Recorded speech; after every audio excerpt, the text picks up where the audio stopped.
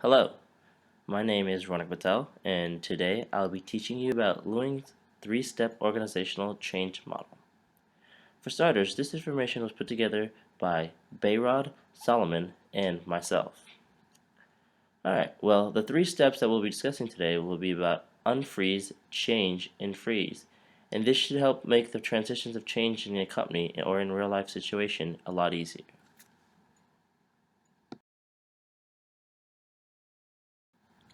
So now, the creator of this process is Kurt Lewin, hence why it's called Lewin's three-step organizational change model. Kurt Lewin was born into a Jewish family in what is known today as Poland.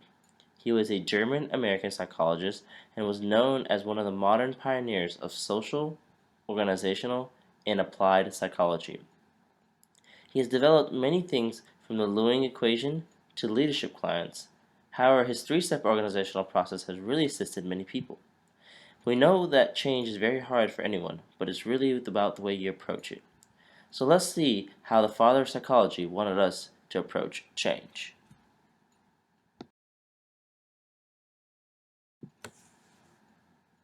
So, in the next few slides, I want to give you a brief overview of what the three processes are and then dive deeper into each process. The first process is called unfreezing, which is a perfect description of what we're going to be doing in this stage. We're promoting for people to want or even be open to change. The second process is about finding out what changes need to be made and how that can improve the situation. In the last process, which is known as freezing, we are trying to keep the changes to be more of a permanent aspect of the situation. The hardest part is the first step, in which you're trying to convince or drive people to want change. Once they want the change, it's all downhill from there, just like the roadmap shows.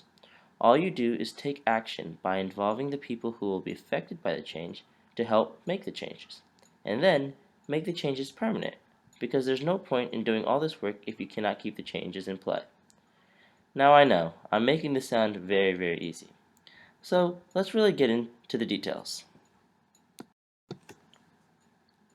This first stage involves preparing the organization to accept that change is necessary, which involves breaking down the existing status quo before you can build the new way of operating. It's like when you're constructing a new building. You must tear down the old one before you can start building a new one. It might sound a little odd, but you really want to start to create uncertainty of the way things are currently running. You'll build their confidence back up in the change phase, but for now, go ahead and tear it down. You need to start off by determining what needs to change, and you can do this in a number of ways, like surveys and interviewing employees. Try to find out the current state of the way things are running, and then understand what needs to change. There has to be a benefit for change, because you need to convince the organization that they want change, and it's hard to do that without benefiting the users. Now, you also need to start creating the need for change, and the way to do that is by pointing out declining sales figures, poor financial results, worrying customer satisfaction surveys, or such like things. This can give them visual evidence for convincing the organization to want change. Now be understanding of people's doubts and concerns and remain open to employees' questions. The last thing you want to do is get into an argument over which method is better. Using the analogy from earlier, yes, we are in demolition mode. We're going to tear down the old building because it's time to get into a new top-of-the-line building that's going to be more eco-friendly and cut electric cost. See how I showed the benefit of the new building? This is the same way we're going to do any change, because we're going to tear down the old system and convince them that the new system will be bigger and better. Now keep in mind, this seems very easy, just tear everything down. But it's going to be harder because some people are not going to like the idea of change. Really challenge the organization to re-examine its core by effectively creating a controlled crisis, which in turn can help build a topic for a new system. Believe me, everyone wants a brand new building, they just don't know it yet. Now that you get the organization open to change, let's move to step 2, which is called change. After the uncertainty created in the unfreeze stage, the change stage is where people begin to resolve their uncertainty and look for new ways to do things.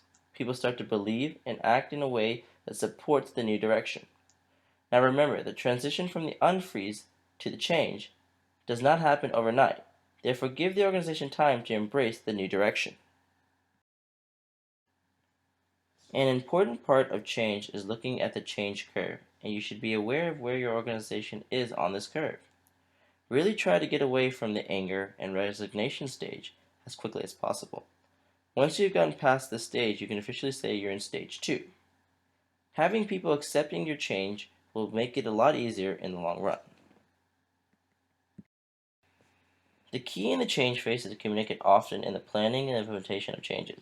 While doing this, you may need to reiterate the benefits of the change and really explain how the change will affect everyone. Now, everyone loves surprise parties, but when dealing with change, stay away from surprises because you want to prepare everyone for what's going to happen next. Whenever you get the chance to let employees help out in the implementation, you should do so because their involvement can help you get them more comfortable with the new process. Simply communicate, and this phase should go well. Now, going back to our analogy, we have torn down the building, and now we're in the process of planning a new one.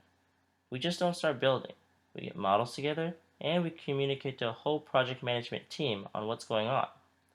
Well, this is the same for any kind of project that we do. We communicate to the organization of what our progress is, and we also have to do everything in a very timely manner. We're in our final stage, which is called refreeze, and we're here to preserve the new system. Once the changes have taken place, the organization is ready to refreeze. The reason we refreeze is because we don't want organizations to go back to the way they're used to run things. That's the whole reason we did this whole project, and we want to preserve that. So, this is the refreezing process, and in this process, you're really going to have to change the culture, and by changing the culture, you have to overcome barriers for their new system. Once you've done that, you need to go contact the leadership team and have them buy into this new system. Without upper management support, the new system will probably fail. Now, there are other ways to get around this. You can offer a reward system for users to get rewarded for using the new system. Now, these two systems together will be great. Managers requiring the users to use the system, and users getting rewarded for using the system. Now, one key thing is to include is the feedback system, so you can know everything that goes wrong with the system, or if you need to make any minor updates. By doing this, you're telling the company that, hey, I'm here to stay, and I'm going to support your system.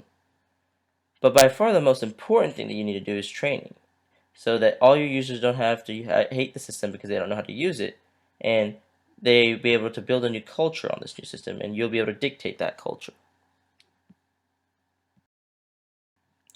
Now, let's go back to the analogy. We have this brand new building that's an eco-friendly building. However, if the users in the building don't know how to use the technology or even navigate the building, they're not going to really care that it's eco-friendly. So what your job is really to do is to train them how to navigate the building, how to use the new technology in the building.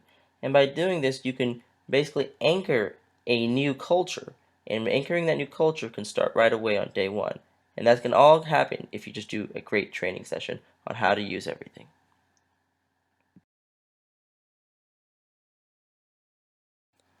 So this was by far my favorite part, celebrating an accomplished project in which I implemented a change. Although this all sounds very easy, it's actually harder than it looks. However, if you use Lewin's 3-step organizational change model, it'll be a walk in the park for you.